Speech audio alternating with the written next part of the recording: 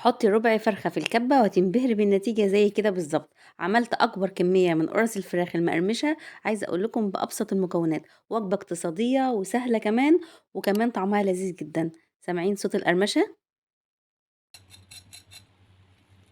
عايزة أقول لكم مقرمشة جدا من بره وطرية قوي من جوه. عايزة أقول لكم الوجبة دي تنفع كمان لجوع آخر الليل، وكمان تنفع غدا، وتقدروا تعملوها في آخر الشهر كمان عشان تظبطوا الميزانية.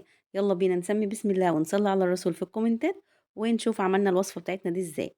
جبت طبعا صدر فرخة كده وقسمته واخدت ربع بس عشان أقدر أعمل الوجبة بتاعتي، ومش محتاجة أكتر من كده زي ما انتم شايفين كده. وجبت كمان البقدونس بتاعي وبصلتين صغيرين واتنين فلفل صغيرين، وسبتهم على جنب. واول حاجه هنبتدي بيها كده هنقطع الفراخ بتاعتنا لقطع صغيره عشان نحطها في الكبه. طبعا مش هنحطها سليمه كده عشان ما نبوظش الكبه بتاعتنا. وما تنسوش حبايبي اللايك كده بتاعكم الحلو لو عجبكم الفيديو واستفدتم منه. تشتركوا في القناه لو لسه ما اشتركتوش، واكتبوا لي كده كومنت كده حلو تشجعوني عشان ارجع انزل وصفات، عشان بقالي فتره طويله موقفه طبعا اي فيديوهات على القناه. وطبعا في ناس كتير كلمتني على الخاص وعايزيني ارجع تاني، وطبعا ما اقدرش ارفض لكم طلب طبعا، فكلامكم طبعا اللي بيشجعني. نرجع بقى لوصفتنا اللذيذة. بعد ما فرمت ربع الفرخة بتاعتي في الكبة كويس جدا وخليتها ناعمة قوي، جبت بقى شدة بقدونس كده حلوة وغسلتها، وطبعا ناشفة جدا ما فيهاش اي سوائل، يعني مصفينها كويس. وقطعتها كده في الكبة كلها على بعضها شدة واحدة بس كفاية. بتدي لها طعم حلو جدا جدا وريحة حلوة جدا جدا. وطبعا البصلتين بتوعي كده المتوسطين، يعني ما همش حجمهم كبير، وسط. وقطعتهم زي ما انتم شايفين كده عشان اسهل على الكبه طبعا الشغل وما تبص مني. طبعا انا هشيل اي بقى بذور كده في الفلفل او اي حاجه عشان ما تبقاش في الخلطه بتاعتنا. وهابتدي احطهم في كبه تانية كده. لو انتوا الكبه بتاعتكم دي آآ يعني تقدروا تفضّوا الحاجة وترجّعوها تاني براحتكم، عندكم كَبّة تانية زي كده باقدر أطحن فيها البصل والفلفل مع بعضه، وعشان بيبقى ناعم جدًا. الكَبّة دي عندي الصغيّرة دي بتنعّم الحاجة جدًا. الكَبّة الكبيرة بتفرمها بس بتبقى قطع كبيرة. لو عندكم الكبيرة بتاعتكم بتفرم ناعم جدًا، تقدروا تفضّوا الفراخ اللي إحنا فارمينها والحاجات دي، وبعد كده تفرموا البصل بتاعكم والفلفل لوحده عشان يعملوا لكم ناعم بالمنظر ده. وتصفّوا كل السوائل اللي موجودة فيهم كويس جدًا. أنا مش عايزة الخلطة دي يكون فيها أي سوائل زي ما أنتم شايفين كده. وبعد ما شِلت كل المَيّة الموجودة في البصل والفلفل، هاخدها على جنب طبعًا مش محتاجاها. وهانزل بالبصل بس كده والفلفل المفروم ناعم والمتصفّي على الفراخ والبقدونس بتاعنا. وهنبتدي بقى نحط كده فصّين توم مفرومين ناعم. طبعًا أنا عندي متفرزن في الفريزر طلّعت فصّين، وكمان حطيت عليهم واحدة بيضة بس زي ما هي كده. حطيت كمان السر اللي هيخلّي الوصفة بتاعتنا هشة جدًا وطرية من جوّه، هاقول لكم عليه: معلقة نشا. طبعًا النشا مهم جدًا بيخلّيها طرية أوي، ومعلقتين دقيق، وكمان نُص معلقة من البيكنج باودر، وده اللي بيخلّيها الارتفاع بتاعها كده هش وجميل.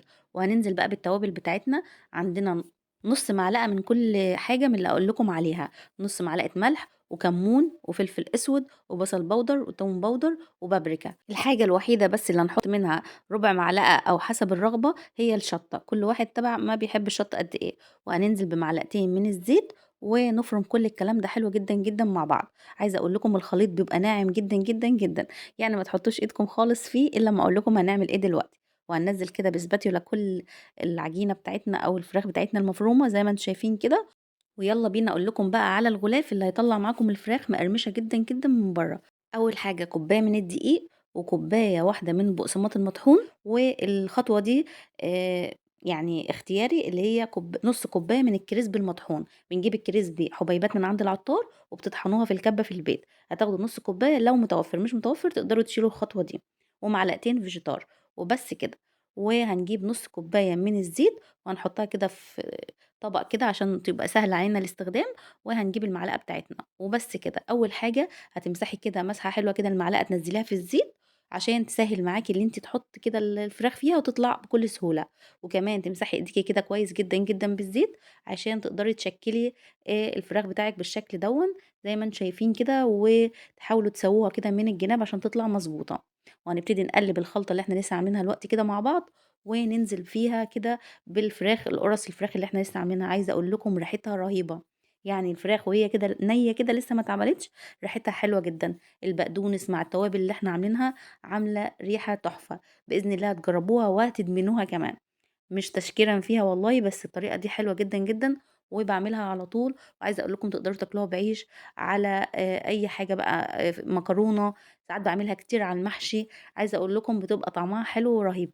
وكمان عايزة أقول لكم الطريقة دي حلوة جدًا، جدًا، لو عندكم أولاد أو عندكم حد ما بيحبش الفراخ أو يعني بيتعبكم في أكلها يعني، تقدروا أمّا تفرموها كده بيتغيّر شكلها، وعايزة أقول لكم الطعم بيبقى مختلف وطعمه حلو جدًا، جدًا. وكمان تقدروا تعملوا الكمية اللي تناسبكم، وتقدروا تفرزنوها كمان في الفريزر لمّا تعوزوها في الوقت اللي أنتم عايزينها، طبعًا أي حد موظف بقى، أي حد مستعجل كده بييجي عايز أكل سريع، فعايزة أقول لكم الأكلة دي حلوة جدًا، جدًا، وتقدروا تاكلوها زي ما قُلت لكم كده على أي حاجة، يعني الاختيار اللي أنتم عايزينه، طعمها ماشي مع أي حاجة.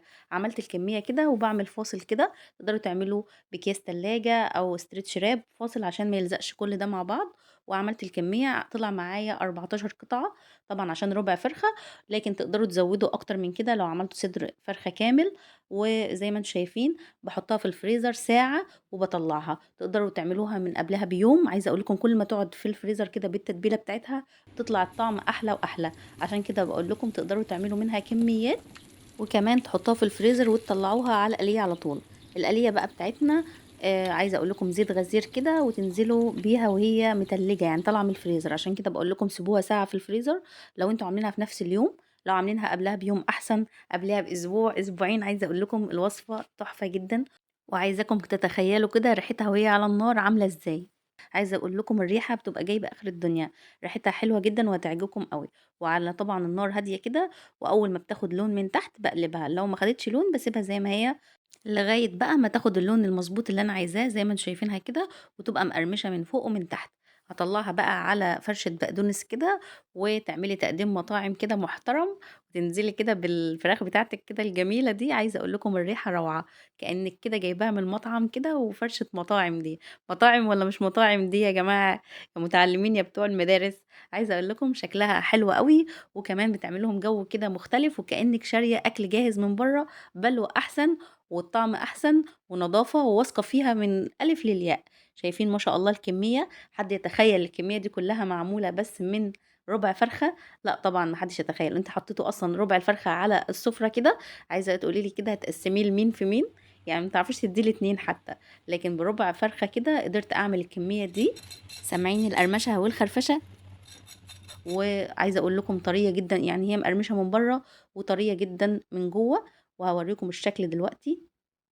بس بقى يا حبايبي لو أنتم شفتوا الفيديو معايا لغاية دلوقتي طبعًا وهتعجبكم الوصفة بإذن الله وأنا متأكدة منها، لإن ما بانزّلكوش حاجة على القناة إلا أمّا باكون مجرباها مرة و2 و10 وأكتر من كده كمان، في وصفات باعملها كتير جدًا، فهتعجبكم وهتعجب أولادكم بإذن الله، فما تنسونيش بقى باللايك بتاعكم اللي بيدعمني كده وبيشجعني أعمل فيديوهات تانية كتيرة، وما عدتش أبعد عنكم تاني، وكمان الcomment بتاعكم الحلو اللي بتكتبوا لي فيه دعوة حلوة كده وبتشكروني فيه على أي وصفة بتجربوها وبتنجح معاكم من أول مرة وبتطلع حلوة، وكمان ما تنسونيش يا حبايبي في الاشتراك في القناة عشان يعني قناتنا تكبر كده بيكم، وشير كتير كتير لكل حبايبكم، واستنوني في وصفة جديدة ومع السلامة.